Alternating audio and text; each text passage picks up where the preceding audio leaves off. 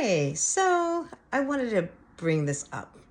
So I've been thinking about something lately, something that I saw on a reel, and it really captured my interest. And that's when I started thinking, because I'm rarely accused of overthinking. I'm not an overthinker at all. I question everything when it's brought to my attention or a new philosophy, a new idea, but I'm not an overthinker.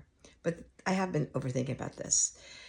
So the notion of worship, right? So we are taught from a very young age to worship God, worship Jesus, worship Buddha, worship Allah, worship these deities, right? Oh my goodness, let's worship these deities.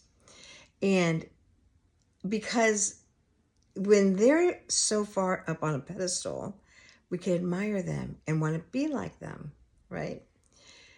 But does that give us the excuse to default back to not the best version of yourself because you're never going to be that deity? Because you already know it's already ingrained that you're not that you're this. What about the notion that you are that? What about that notion? Would your thoughts change? Would your intentions change? Would your actions, your words, would they change? You know?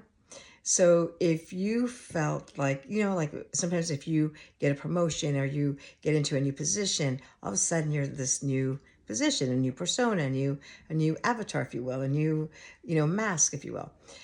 And you act a certain way. But imagine if the mask of Jesus was on you, or the mask of God, or the mask of Buddha, whatever the God of your understanding is, would you act differently?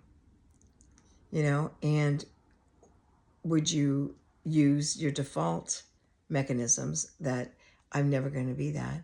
So I'm going to try this much, but I'm never going to try that much because I will never be that. Anyway, just food for thought. Nothing more than that.